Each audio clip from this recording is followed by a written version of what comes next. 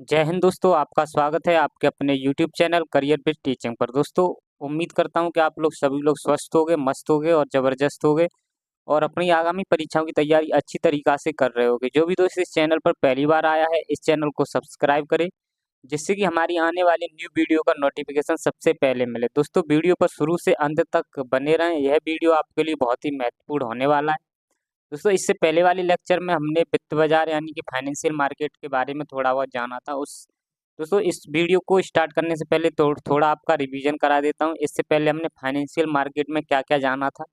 Financial market के बारे में अगर हम बात करें तो फाइनेंशियल मार्केट जिसे हम वित्त बाजार कहते हैं और यह आपका 2 प्रकार का होता है। पहला दोस्तों आपको मैंने बताया था जिसे हम मनी मार्केट कहते हैं। पहला मनी मार्केट होता है, दूसरा आपका कैपिटल मार्केट होता है। मनी मार्केट की अगर हम बात करते हैं तो इसमें दोस्तों जो भी वित्त का लेन-देन होता है वो 1 वर्ष से कम के लिए होता है और इसमें दोस्तों कैपिटल मार्केट में जो भी वित्त का यानी कि पैसे का जो भी लेन-देन होता है वो 1 वर्ष से अधिक के लिए होता है। 1 वर्ष के लिए और 1 वर्ष से अधिक के लिए इसमें पैसे का लेन-देन होता है। और अगर हम दोस्तों बात करते हैं मनी मार्केट पर जो नियंत्रण रहता है वो आपका आरबीआई का रहता है, जिसे हम रिजर्व बैंक ऑफ इंडिया कहते हैं। और कैपिटल मार्केट के बारे में अगर हम बात करें, इसको रेगुलेटरी जो संस्था है जिसे हम सेबी कहते हैं, जिसे एसईबीआई जिसका हेडक्वार्टर मुंबई में है। और अगर हम दोस्तों बात करते हैं इसमें एक पॉइंट और है, इसमें वित्त बाजार में वित्त की उगाही प्रतिभूतियों को बेचकर की जाती है। यानी कि दोस्तों आप कह सकते हो इसमें लोन यानी कि इसमें दोस्तों लोन जब ही मिल पाता है जब आप प्रतिभूतियों को इसमें जो सिक्योरिटीज होती हैं होती हैं उनको बेचकर तब दोस्तों हम वित्त को यानी कि पैसे का लेन देन कर सकते हैं। इसमें दोस्तों कोई भी कंपनी होती है वो प्रतिभूतियों को जारी करती है और फिर मार्केट से दोस्तों आपका पैसे को उठाती है। और दोस्तों अगर हम बात करते हैं सिक्योरिटीज प्रतिभूति क्या होता है, प्रतिभूति एक ऐसा डॉक्यूमेंट है, एक ऐसा दस्तावेज होता है जिसका अपना एक मौद्रिक मूल्य होता है, यानी कि मनी वैल्यू होती है। उसी को हम सिक्योरिटीज कहते हैं यानी प्रतिभूति कहते हैं। अगर हम दोस्तों मनी मार्केट के बारे में अगर हम बात करते हैं तो इसमें इसमें दोस्तों इसमें सरकार जो होती है दोस्तों, जो केंद्र सरकार होती है वो प्रतिभूति जारी करती है, उनका नाम होता है टी बिल, जिसे हम सरकारी हुंडी कहते हैं। और इसका दोस्तों ये जो टी बिल जो होता है, ट्रेजरी बिल जिसे कहते हैं, यह जो जारी करता है वो आपका आरबीआई बेचता है। और जो भी दोस्तों प्रतिभूति बेची जाती हैं, जारी की जाती हैं, वो आपकी मनी मार्केट में सरकार जो दोस्तों ये आप कह सकते हो यहाँ पर मनी मार्केट में आपके टी बिल जारी किए जाते हैं, ट्रेजरी बिल, ये भी आपकी प्रतिभूति है। और ये दोस्तों केंद्र सरकार जो होती है वो अपने लिए जब पैसा को उधार लेती है, पैसा को जनता मार्केट से जुटाती है। और अगर हम दोस्तों बड़ी-बड़ी कंपनियों के बारे में बात करते हैं तो यह आपके कॉमर्शियल पेपरों को जारी करते हैं। और अगर हम दोस्तों बात कर रहे हैं कोई भी वित्तीय संस्था है, चाहे आपकी बैंक हो, चाहे एनडीएफसी हो, ये आपके सर्टिफिकेट ऑफ डिपॉजिट को यानी कि जमा प्रमाण पत्र को यह जारी करते हैं। और दोस्तों कैपिटल मार्केट में अगर हम बात करते हैं तो यहाँ पर जो भी पैसे का लेन-देन होता है वो 300 यानी 1 वर्ष से अधिक के लिए होता है, 1 वर्ष और 1 वर्ष से अधिक के लिए होता है। और यहाँ पर दोस्तों शेयरों को शेयरों को जारी किया जाता है और बॉन्ड और डिबेंचर इनका प्रयोग किया जाता है यहाँ पर। अगर हम दोस्तों बात करें कैपिटल मार्केट के बारे में, कैपिटल मार्केट क्या होती है जिसे हम पूंजी बाजार कहते हैं। कैपिटल मार्केट भी एक्चुअली में आपका 2 तरीके का होता है, 2 प्रकार होते हैं कैपिटल मार्केट के भी। और कैपिटल मार्केट में सबसे पहला इस एक प्राइमरी मार्केट होता है जिसे हम प्राथमिक बाजार कहते हैं। दूसरा आपका सेकेंडरी मार्केट होता है जिसे हम द्वितीयक बाजार कहते हैं। और अगर हम दोस्तों प्राइमरी मार्केट के बारे में बात करें तो यहाँ पर इसे हम न्यू इशू मार्केट कहते हैं, यानी कि यहाँ पर जो भी प्रतिभूतियाँ हैं, यहाँ पर नई प्रतिभूतियों को जारी होती हैं, प्रतिभूतियाँ यहाँ पर नई जारी होती हैं। जैसे दोस्तों मैं आपको बता देता हूँ, मान के चलो मान के चलो दोस्तों कि मान के चलो कोई मेरी कोई आइसक्रीम की कोई, जैसे आइसक्रीम बना रहा हूँ, मान के चलो दोस्तों आइसक्रीम मैं बना रहा हूँ, और आइसक्रीम बना रहा हूँ दोस्तों। अगर आइसक्रीम की एक मैंने बहुत अच्छी क्वालिटी मेंटेन कर रखी है, और यह आइसक्रीम मान के चलो बहुत अच्छी तरीक़ा से बेची जा रही है मार्केट में, और बहुत लोग पसंद भी कर रहे हैं। अब दोस्तों मैं चाहता हूँ कि मैं इस आइसक्रीम की और बढ़िया सा शोरूम, बहुत बढ़िया सी फैक्ट्री बनाऊँ। तो कहीं न कहीं मुझे रुपए की ज़रूरत होगी। रुपए की ज़रूरत होगी तो दोस्तों मैं रुपए रिश्तेदारों से उधार लूँगा। रिश्तेदारों से, आस-पड़ोसियों से रुपए उधार लेकर एक फैक्ट्री, यानी कि इसकी एक फैक्ट्री खोल लूँगा। अब दोस्तों फिर भी मैंने एक फैक्ट्री खोलने के बाद फिर और यानी एक दुकान खोल ली मैंने इसकी आइसक्रीम की दुकान खोलने के बाद फिर मैं और चाहता हूँ दोस्तों कि इस दुकान की और भी ब्रांचेज़, कुछ कई सारी ब्रांचेज़ और हो जाएँ। तो और ब्रांचेज़ होने के लिए दोस्तों और भी अच्छा अच्छा खासा रुपया मेरे पास होना चाहिए। अब दोस्तों जब मेरे पास रुपए होंगे तब मैं और अच्छी तरीक़ा से ब्रांचेज़ खोल लूँगा। जैसे आप सभी जानते हो कि हल्दीराम हो गया, आपकी बीकानेर हो गई, इन सब की ये दुकानें हैं, हल नमकीन से रिलेटेड इनकी अलग-अलग दोस्तों शहरों में अलग-अलग तरीके से ब्रांचेज़ खुली हैं। उसी तरीके से आइसक्रीम की भी मान के चलो एक कोई आइसक्रीम की भी कोई ब्रांचेज़ मैं खोलना चाहता हूँ। इसके लिए कहीं न कहीं मेरे पास बहुत रुपए ज़रूरत पड़ेगी, मैं बैंक से लोन लूँगा। बैंक से लोन लेना पड़ेगा। अब दोस्तों मुझे चाहिए कि मैं इसको, अपनी आइसक्रीम की ये दुकान है, अब इसको दोस्तों मैं एक बहुत बड़ी कंपनी बनाना चाहता हूँ, पूरे वर्ल्ड वाइड में इसको फ़ेमस करना चाहता हूँ, खोलना चाहता हूँ। तो मुझे और ज़्यादा रुपए की ज़रूरत पड़ेगी। तो जब मुझे बहुत ज़्यादा रुपए की ज़रूरत पड़ती है, तो यहाँ पर अब बैंक के पास जब जाऊँगा तो बैंक मुझे रुपए देने से मना कर देंगे, यानी कि बैंक ज़्यादा लोन नहीं देते हैं। तो दोस्तों अब मेरे पास एक ऑप्शन रहेगा कि अब मैं जाऊँगा शेयर मार्केट में। अब शेयर मार्केट में जाऊँगा, वहाँ पर मैं, और शेयर मार्केट में दोस्तों मैं जाऊँगा, वहाँ पर बताऊँगा मेरी दुकान पूरे भारत में फैल अपनी दुकान को पूरे भारत में फैलाना चाहता हूँ, अलग-अलग जगहों पर ब्रांचेज़ खोल रहा हूँ।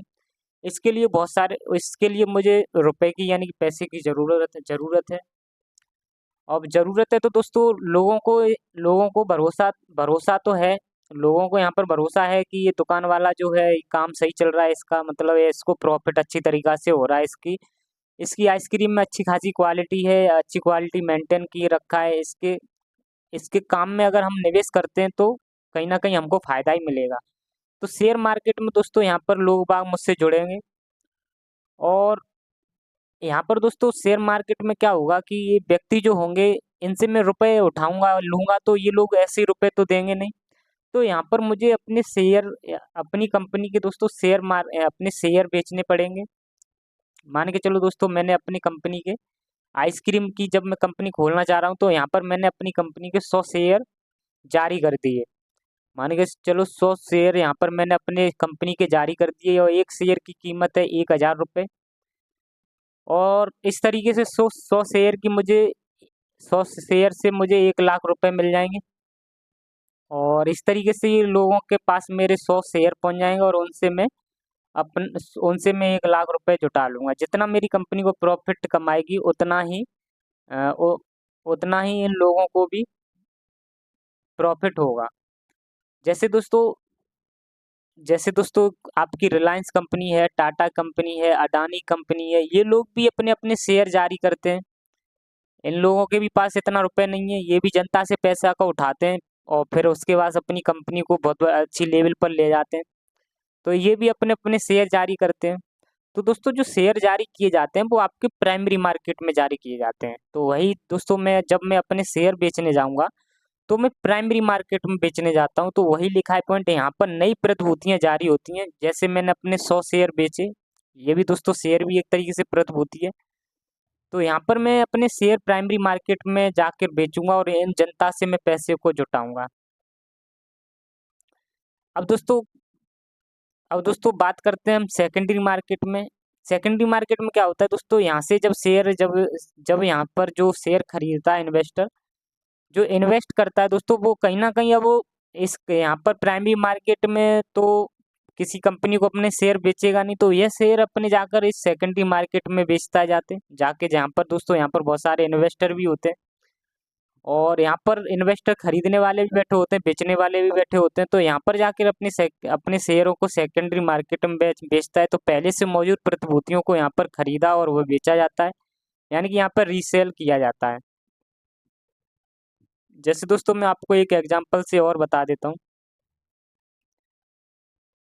जैसे कि दोस्तों मैं एक ग्राहक हूँ, मैं ग्राहक हूँ, और मुझे मुझे एक दोस्तों आईफोन चाहिए, और ये दोस्तों आपका एक एप्पल का शोरूम है।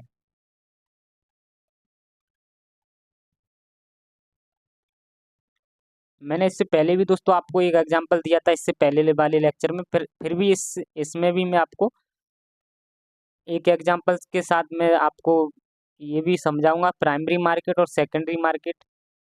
ये दोस्तों मैं कोई ग्राहक, मान लो ये हम कोई ग्राहक हैं और मुझे एक आईफोन चाहिए, और मैं आईफोन को खरीदने के लिए एप्पल के शोरूम में जाऊंगा।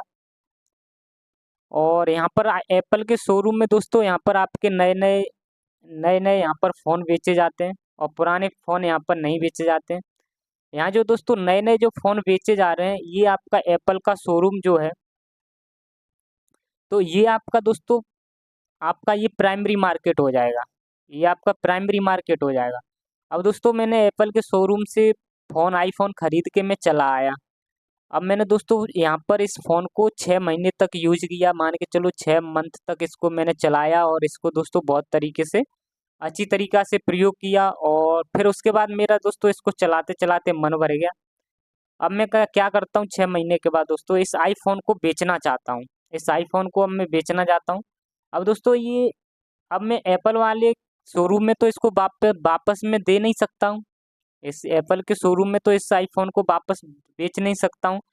तो अब मैं ढूंढूंगा जहाँ पर पुरानी चीज़ें बेची जाती हों, यानी कि जहाँ पर पुरानी चीज़ें बेची जाती हों और जहाँ से मुझे भी प्रॉफिट हो जाए, जहाँ पर पुरानी चीज़ें बेची जाती हों, मैं ऐसी चीज़ों को ढूंढूंगा। तो आप सभी जानते हो दोस्तों, जहाँ पर पुरानी चीज़ें बेची जाती हैं, कोई भी चीज़ हो, जैसे कोई भी चीज़ हो, कुछ भी चीज़ बेची जाती है, वो आपकी OLX पर बेची जाती है, OLX पर बेची जाती है। तो दोस्तों जो पुरानी चीज़ें बेची जाती हैं OLX पर, तो ये OLX आपका हो जाता है सेकेंडरी मार्केट। ये आपका दोस्तों OLX यहाँ पर सेकेंडरी मार्केट हो जाएगा। जैसे दोस्तों मैंने आपको बताया था कि यानी आप आईफोन की जगह दोस्तों आप कह सकते हो, जो नए शेयर आते हैं वो आपके प्राइमरी मार्केट यानी कि एप्पल के शोरूम में आते हैं। और यहाँ से मैंने इस एप्पल के शोरूम से दोस्तों फ़ोन खरीदा, यानी कि यहाँ से आपके शेयर खरीद लिए प्राइमरी मार्केट से।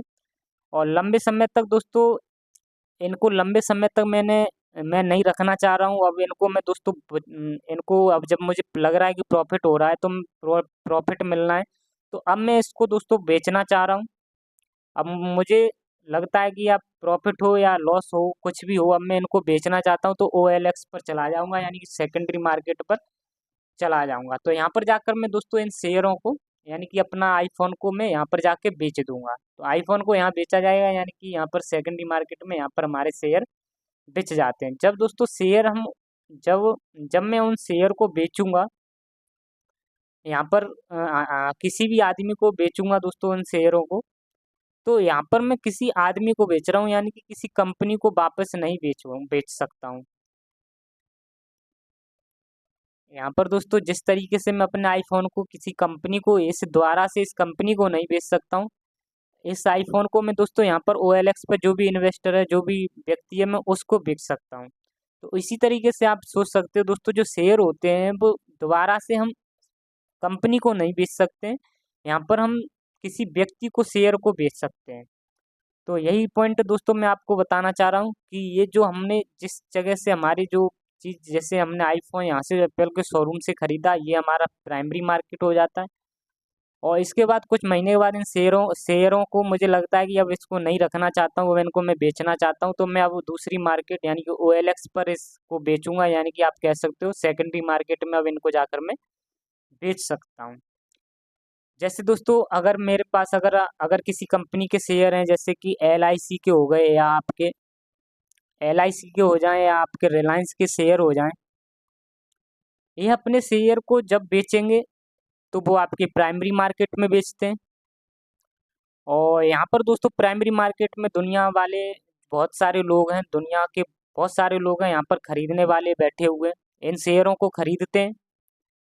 और जो ये खरीदते हैं दोस्तों, ये इन्वेस्टर होते हैं, यानी कि अपना पैसा को, ये इनके पास बहुत सारा पैसा, ये अपने पैसे को कहीं ना कहीं लगाना चाहते हैं, जो अपना डबल पैसा करना चाहते हैं, इसलिए ये अपने पैसे को इन कंपनियों में लगाते हैं और इनके शेयर खरीद लेते हैं। तो LIC जब शेयर अपने बेचती है तो प्राइमरी मार्केट में बेचती है, और यहाँ पर जो खरीदते हैं वो इन्वेस्टर होते हैं। यानी आप कह सकते हो यहाँ सीधा कंपनी के, यहाँ पर जो होता है दोस्तों, यहाँ पर जो पैसा होता है वो डायरेक्ट कंपनी के पास जाता है। पैसा जो होता है दोस्तों, पैसा कंपनी के पास जाता है यहाँ पर डायरेक्ट। और अगर हम दोस्तों बात करें सेकेंडरी मार्केट में, जैसे दोस्तों ये हमारा हो गया LIC या रिलायंस है, यहाँ पर दोस्तों जो शेयर यहाँ पर दोस्तों खरीदे जाते हैं, वो इन्वेस्टर दोस्तों यहाँ पर शेयरों को खरीदता है, और यहाँ पर डायरेक्ट पैसा कंपनी के पास जाता है। मान के चलो कोई इन्वेस्टर है आपका दोस्तों, मान के चलो कोई राजू नाम, यानी कि महेश नाम का दोस्तों कोई आपका, मान के चलो दोस्तों आपका कोई इन्वेस्टर है महेश, महेश नाम का कोई इन्वेस्टर है, और महेश चाहता है कि जो शेयर ये मैंने खरीदे हैं, जो शेयर इसने जो खरीदे हैं, वो दोबारा से अब बेचना चाहता है। ये महेश ने ये शेयर खरीदने हैं, ये दोबारा से बेचना चाहता है। तो अब ये दोस्तों हमारे पास जो LIC कंपनी थी और जो रिलायंस कंपनी थी, अब इनके पास दोबारा से नहीं जाएगा बेचने के लिए। इस महेश ने दोस्तों जो भी शेयर खरीदे थे, अब ये LIC रिलायंस के पास तो नहीं जाएगा, क्योंकि ये कंपनी नहीं खरीदेंगी इसके शेयर दोस्तों, अब कंपनी ये नहीं खरीदेंगी, तो ये जो शेयर बेचेगा, अब ये जो शेयर बेचेगा, ये दोस्तों महेश जो शेयर बेचेगा वो सेकेंडरी मार्केट में शेयर बेचेगा। और अपने शेयर बेचने या अपने शेयर जो भी दोस्तों बेचने या खरीदने वाले भी जो होते हैं, बेचने वाले भी हैं, वो सभी के सभी आपके शेयर मार्केट में मिल जाएंगे, यहाँ पर सेकेंडरी मार्केट में मिल जाएंगे। और यहाँ पर दोस्तों महेश जो व्यक्ति है वो आपका रमेश को, यहाँ पर रमेश नाम के व्यक्ति को यहाँ पर बेच देगा सेकेंडरी मार्केट में। तो ये दोस्तों आपका रमेश हो गया। तो जब दोस्तों दूसरी बार में, यहाँ पर पहली बार में क्या मैंने बताया था, यहाँ पर दोस्तों जो लेन देन हो रहा था वो कंपनी से इन्वेस्टर के बीच में हो रहा था। अब जब दोस्तों प्राइमरी मार्केट से क्या हो रहा था कि कंपनी से इन्वेस्टर तक इन्वेस्ट यानी लेन देन हो रहा था। अब सेकेंडरी मार्केट में जब पहुंचते हैं हम, तो यहाँ पर जो लेन देन होता है वो दोस्तों इन्वेस्टर टू इन्वेस्टर होता है, यानी कि व्यक्ति के बीच में लेन देन होता है। यहाँ दोस्तों कंपनी के बीच में लेन देन नहीं होता है आपका सेकेंडरी मार्केट में। और इसी सेकेंडरी मार्केट को हम दोस्तों शेयर मार्केट भी कहते हैं, और आपका दोस्तों हम इसको स्टॉक मार्केट भी कहते हैं। और ये आपका दोस्तों एक तरीके से आपका OLX आप समझ सकते हो, सेकेंडरी मार्केट आप OLX समझ सकते हो, और प्राइमरी मार्केट आप दोस्तों एप्पल का शोरूम समझ सकते हो। और आपके दोस्तों बहुत ही पुराने दोस्तों आपके दो स्टॉक मार्केट हैं। एक आपका दोस्तों मुंबई स्टॉक एक्सचेंज मार्केट, और एक आपका दोस्तों NSE दोस्तों आपका स्टॉक एक्सचेंज मार्केट हो जाता है। ये दोस्तों बहुत ही पुराने स्टॉक मार्केट हैं। अगर हम दोस्तों बात करते हैं प्राइमरी मार्केट की, यानी कि प्राथमिक बाजार के बारे में, प्राथमिक बाजार में क्या होता है दोस्तों कि यहाँ पर बाजार के अंदर जो ट्रांजैक्शन होता है, मैंने आपको बता दिया है, ट्रांजैक्शन होता है वो कंपनी से डायरेक्ट इन्वेस्टर के पास होता है। ये पॉइंट आपको लिखवा दे रहा हूँ दोस्तों मैं। यहाँ पर यहाँ पर ट्रांजैक्शन जो होता है दोस्तों कंपनी और इन्वेस्टर के बीच पास होता है, कंपनी से डायरेक्ट इन्वेस्टर के पास होता है। यानी एक इन्वेस्टर पैसा देगा कंपनी को, ये आपका इन्वेस्टर यहाँ पर पैसा देता है, और ये कंपनी दोस्तों अपने शेयर देती है, ये कंपनी दोस्तों अपने शेयर देती है। तो यहाँ पर आपका जो भी प्राइमरी मार्केट में दोस्तों, ये मैं प्राइमरी मार्केट की बात कर रहा हूँ, इधर जगह नहीं थी इसलिए मैंने इधर लिख दिया। तो यहाँ पर दोस्तों जो ट्रांजैक्शन होता है वो आपका डायरेक्ट इन्वेस्टर कंपनी से डायरेक्ट इन्वेस्टर के पास होता है। अगर हम दोस्तों सेकेंडरी मार्केट के बारे में बात करते हैं, तो यहाँ पर इन्वेस्टर ने किसी कंपनी से पैसा लगाया। और अब दोस्तों ये इन्वेस्टर अब इस इन्वेस्टर के बुद्धि में अब ये आ रहा है कि अब इस पैसे को अब ये शेयर में बेच देता हूँ, अगर इसके सही रेट मुझे मिल रहे हैं तो। अब ये दोस्तों जो कंपनी किसी भी कंपनी में ये इन्वेस्टर है आपका दोस्तों, इसने किसी भी कंपनी में पैसा लगा दिया है और इसको अब लग रहा है कि आप इसके शेयर जो हैं अब इनके रेट अच्छे मिल रहे हैं। तो ये अब क्या करेगा दोस्तों, अब ये सेकेंडरी मार्केट जिन्हें मैंने बताया आपको हम स्टॉक मार्केट कहते हैं, आपके बीएसई हो गया, एनएसई हो गया, इनमें जाकर अपने शेयरों को बेच देता है। तो यहाँ पर दोस्तों सेकेंडरी मार्केट में अपने शेयर को बेच देता है। यहाँ पर सभी के सभी काम आपके ऑनलाइन होते हैं। तो सेकेंडरी मार्केट में जो दोस्तों यहाँ पर जो इन्वेस्ट किया जाता है वो आपका यहाँ पर दोस्तों इन्वेस्टर टू इन्वेस्टर इन्वेस्ट होता है। यहाँ पर इन्वेस्टर टू इन्वेस्टर आपका इन्वेस्ट किया जाता है। यहाँ पर कंपनी टू इन्वेस्टर आपका इन्वेस्ट किया जाता है। यहाँ इन्वेस्टर टू इन्वेस्टर इन्वेस्ट किया जाता है। कंपनी आपकी चाहे कोई भी हो दोस्तों, चाहे रिलायंस हो, चाहे एलआईसी हो, कोई भी कंपनी हो, ये जब शेयर अपने बेचती है तो आपके प्राइमरी मार्केट में बेचती है और इन शेयरों को ले जाकर इन्वेस्टर टू इन्वेस्टर अपने बेच देता है। तो सेकेंडरी मार्केट में दोस्तों इन्वेस्टर टू इन्वेस्टर इन्वेस्ट होता है और प्राइमरी मार्केट में कंपनी टू इन्वेस्टर्स इन्वेस्ट होता है। ये पॉइंट हमको याद रखने दोस्तों।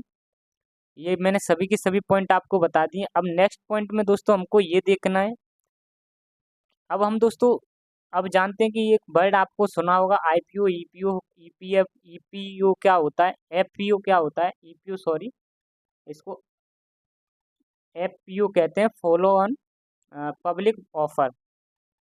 दोस्तों आईपीओ क्या होता है इसके बारे में मैं आपको बता देता हूँ। जैसे दोस्तों शॉर्ट में अगर आपको मैं बताना चाहूँ, जब कोई भी कंपनी पहली बार अपने शेयर बाजार में बेचने के लिए आती है,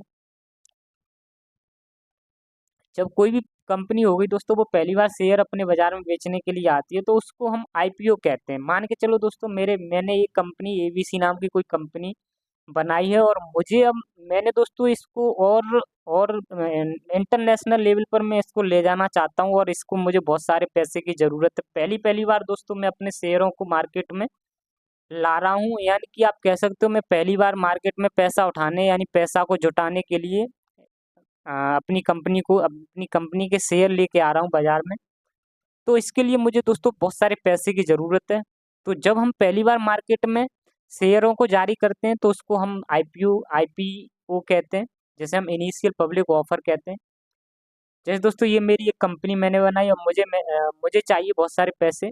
मैंने कभी भी शेयर नहीं बेचे हैं इससे पहले। अब पहली बार मैं पैसा बाजार में लेने जा रहा हूँ और बहुत यहाँ पर आप बाजार में बहुत सारे इन्वेस्टर भी मिल जाएंगे, आपको कंपनी भी यहाँ पर मिल जाती है। लेकिन दोस्तों उनसे कांटेक्ट करना पड़ेगा। अगर मैं अपने शेयर पहली बार मैं अपने शेयर बेच रहा हूँ और इससे पहले मैंने कभी भी अपने शेयर नहीं बेचे हैं तो दोस्तों इसको हम आईपीओ कहते हैं। पहली बार मैंने अपने शेयर बेच रहा हूँ और इससे पहले मैंने अपने कभी भी शेयर नहीं बेचे हों और मैं अपने बाजार में पैसे को उठाने यानी कि जुटाने के लिए यहाँ पर अपने शेयरों को जारी करता हूँ, तो उसको हम आईपीओ कहते हैं, जिसे हम इनिशियल पब्लिक ऑफर कहते हैं।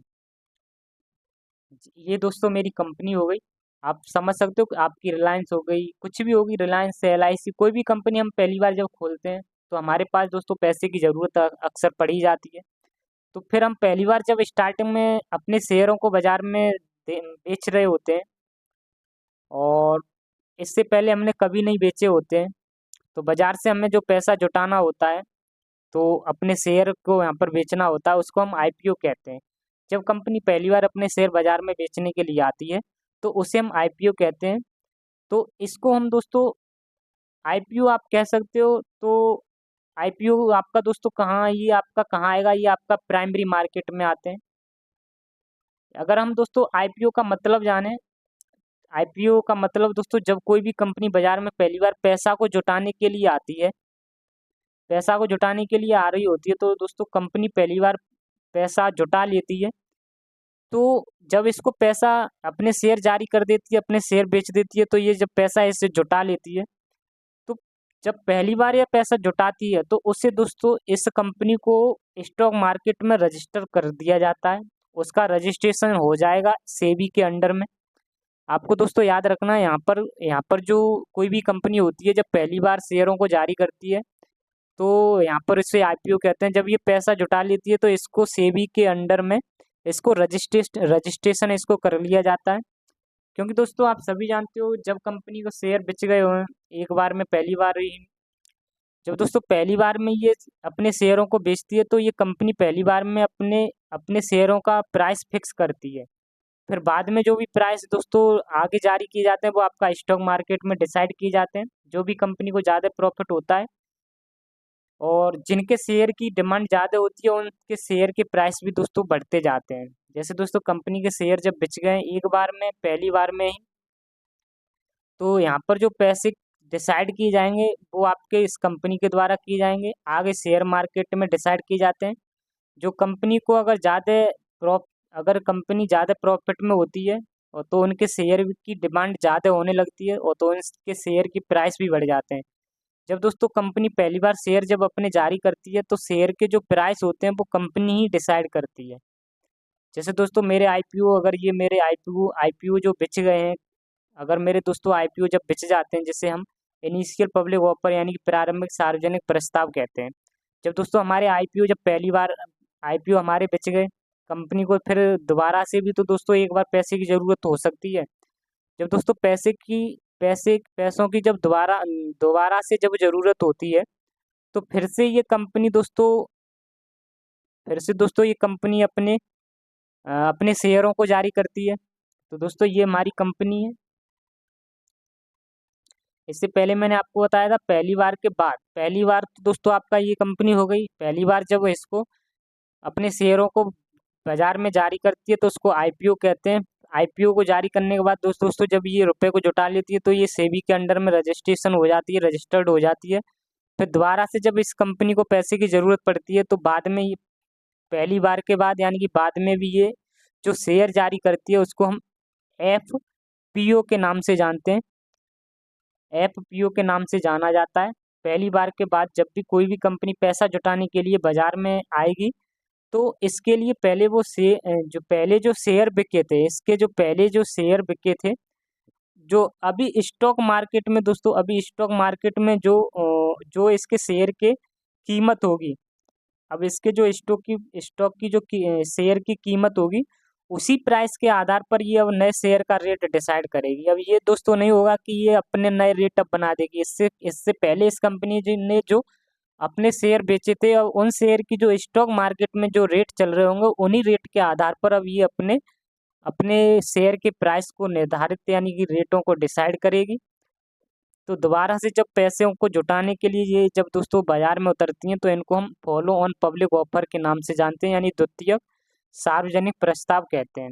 यानी एफपीओ का मतलब आप कह सकते हो इस कि दोबारा से कंपनी को अपने शेयर बेचने होते हैं, उसको ही हम एफपीओ कहते हैं। अब दोस्तों हमने हमने जाना था कि सेकेंडरी मार्केट जो होता है इसको हम शेयर मार्केट या स्टॉक मार्केट भी कहते हैं। आपको ये पॉइंट ये याद रखना है। ये हालांकि मैंने थोड़ा बहुत बताया आपको सेकेंडरी मार्केट। अब दोस्तों इसमें भी हम बताएंगे आपको बीएसई एनएसई क्या होता है। जो हमारा शेयर मार्केट यानी कि स्टॉक मार्केट जो होता है इसको हम सेकेंडरी मार्केट भी कहते हैं। यह आपका ओएलएक्स की तरह काम करता है, ओएलएक्स होता है। और इस शेयर मार्केट में स्टॉक मार्केट में जो दोस्तों इन्वेस्ट किया जाता है वो इन्वेस्टर टू इन्वेस्टर किया जाता है। इन्वेस्टर टू इन्वेस्टर यहाँ पर इन्वेस्ट किया जाता है और यहाँ पर जो दोस्तों यहाँ पर इन्वेस्टर टू इन्वेस्टर आपके शेयर को खरीदते हैं, बेचते रहते हैं। और यह कंपनी का कोई यहाँ पर लेन देन नहीं है।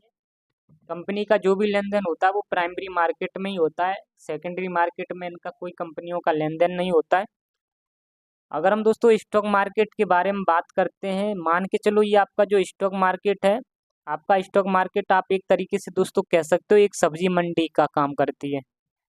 सब्जी मंडी का यहाँ पर काम करती है। यहाँ पर दोस्तों जो किसान होते हैं वो अपनी सब्जियों को लाते रहते हैं और अपने यहाँ पर जो सब्जी मंडियों में व्यापार जो होते हैं, व्यापारी जो होते हैं वो अपने व्यापारी जो होते हैं दोस्तों वो इन सब्जियों को खरीदते रहते हैं। इसी तरीके से दोस्तों आपके स्टॉक मार्केट होते हैं, इन्हें हम यहाँ पर हम शेयरों को बेचते हैं और इन्हें जिन्हें शेयरों को जो खरीदना है वो यहाँ पर जाते हैं।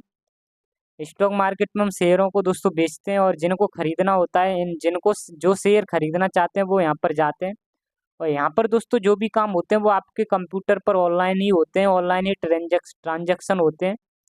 भारत के दोस्तों दो प्रसिद्ध हैं स्टॉक एक्सचेंज, बहुत ही प्रसिद्ध है। एक आपका बीएसई, ये आप कह सकते हो दोस्तों भारत की सबसे बड़ी सब्जी मंडी है, जिन पर से इन सब्जी मंडियों में आपके इस सब्जी मंडी को आप कह सकते हो ये स्टॉक मार्केट है। यहाँ पर आपकी व्यापारी बैठे होते हैं, यानी कि आप कह सकते हो सब्जियों को खरीदने के लिए, यानी कि आप कह सकते हो शेयरों को खरीदने के लिए। आपके दोस्तों एक बीएसई हो जाएगा, यह शेयर को बेचने के लिए खरीदने के लिए काम करते हैं। एक आपका एनएसई हो जाएगा। बीएसई का मतलब है यहाँ पर दोस्तों बॉम्बे स्टॉक एक्सचेंज और एनएसई का मतलब है नेशनल स्टॉक एक्सचेंज। मान के चलो दोस्तों आपके पास एक रिलायंस कंपनी है, यही रिलायंस कंपनी समझ लो दोस्तों। अगर ये अपने शेयर बेचे प्राइमरी मार्केट में और मैंने रिलायंस से 500 शेयर खरीद लिए, अगर ये दोस्तों रिलायंस कंपनी अपने शेयर बेच रही है और मैंने इसके शेयर 500 शेयर खरीद लिए और 500 शेयर खरीद लिए दोस्तों, फिर मुझे अपने शेयर बेचने हैं तो दोबारा से तो मैं इस रिलायंस कंपनी के पास जाऊंगा नहीं। अब मैं जाऊंगा दोस्तों सेकेंडरी मार्केट में। यहाँ से अब मैं जाऊंगा दोस्तों सेकेंडरी मार्केट में। सेकेंडरी मार्केट में यहाँ पर होती है दोस्तों आपकी सेकेंडरी मार्केट में होती है आपकी सब्जी मंडी। सब्जी मंडी आप कह सकते हो, यानी कि स्टॉक एक्सचेंज में आपका बीएसई आएगा, एनएसई आएगा। ये सभी के सभी दोस्तों आपके यहाँ पर सब्जियां मंडी देखने को मिलती हैं, बीएसई नाम की, एनएसई नाम की। यहाँ पर मैं अपने शेयरों को बेचूंगा जाके। ये दो स्टॉक एक्सचेंज है, बॉम्बे स्टॉक एक्सचेंज और नेशनल स्टॉक एक्सचेंज। ये दोबारा से पॉइंट बता देता हूँ दोस्तों, कोई भी रिलायंस कंपनी है, इस रिलायंस कंपनी ने दोस्तों अपने शेयर बेचना चाह रही है और मैंने इसके शेयर 500 शेयर खरीद लिए। अब मैं यहाँ पर इस रिलायंस कंपनी को तो अपने शेयर बेच नहीं सकता हूँ। अब मुझे लगता है इनसे मुझे फायदा होने वाला है, तो मैं इन शेयरों को अब आपके सेकेंडरी मार्केट में जाऊँ बेचूंगा। यहाँ पर आपके इन्वेस्टर टू इन्वेस्टर बेचे जाते हैं शेयर और खरीदे भी जाते हैं। और ये दोस्तों सेकेंडरी मार्केट में ही आपकी ये सब्जी मंडी है आपकी। सेकेंडरी मार्केट में यहाँ पर दोस्तों यहाँ पर होती है आपकी सब्जी मंडी, जिससे हम बीएसई और एनएसई नाम देते हैं, जिन्हें हम दोस्तों यानी स्टॉक एक्सचेंज कहते हैं। यहाँ पर आपके दोस्तों शेयरों को खरीदने और बेचने वाले होते हैं। और ये दोनों आपके शेयर मार्केट दोस्तों आपके मुंबई में, एक बीएसई और एक आपका एनएसई, जिसे हम बॉम्बे स्टॉक एक्सचेंज कहते हैं और एक नेशनल स्टॉक एक्सचेंज कहते हैं। अगर हम दोस्तों इन दोनों की बात करें तो ये दोनों के दोनों मुंबई में है। एक जगह है दोस्तों दयाल स्ट्रीट रोड है, मुंबई में पड़ता है।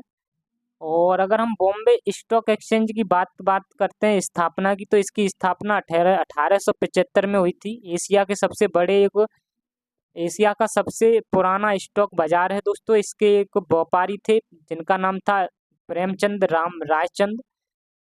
रायचंद ने इसकी बॉम्बे स्टॉक एक्सचेंज की स्थापना की थी।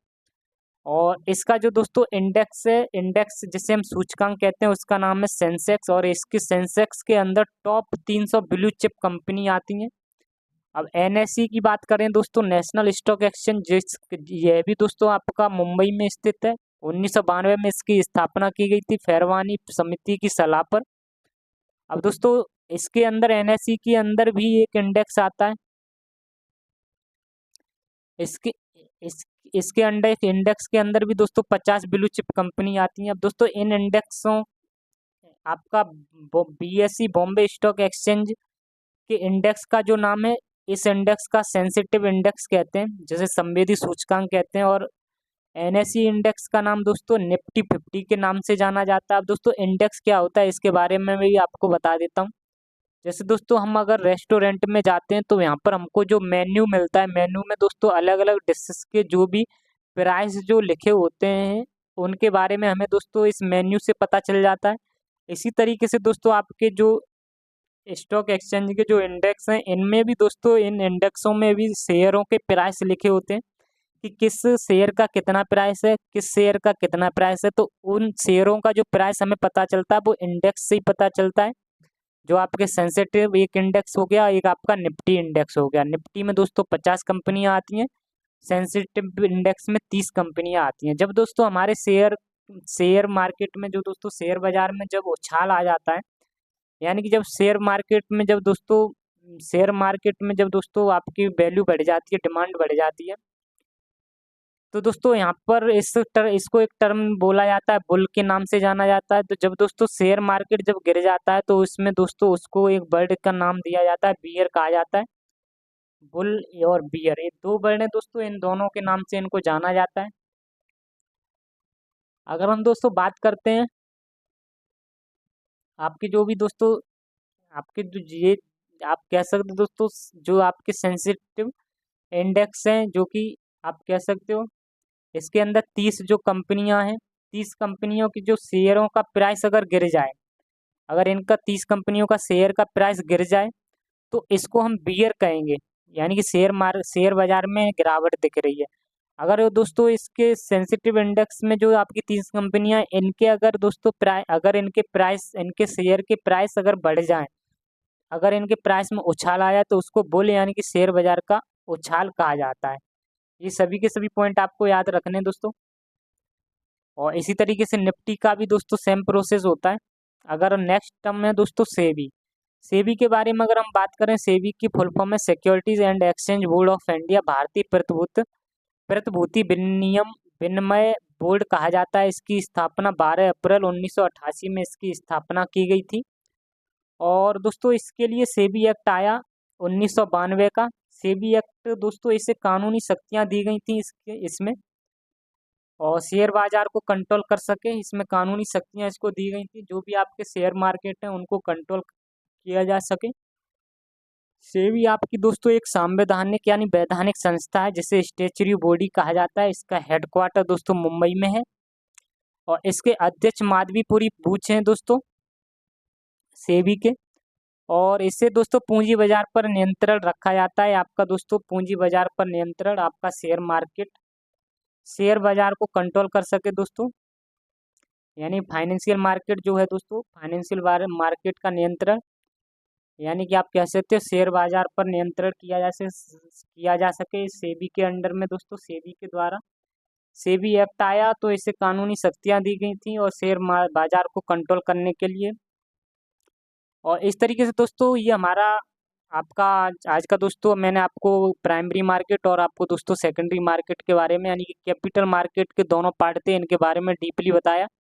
अब दोस्तों इससे नेक्स्ट वीडियो में हम सेबी के बारे में डिस्कशन करेंगे, और फिर हम दोस्तों आपको टैक्स सिस्टम के बारे में बताते हुए धीरे धीरे दोस्तों आपके पास एक एक लेक्चर आएगा।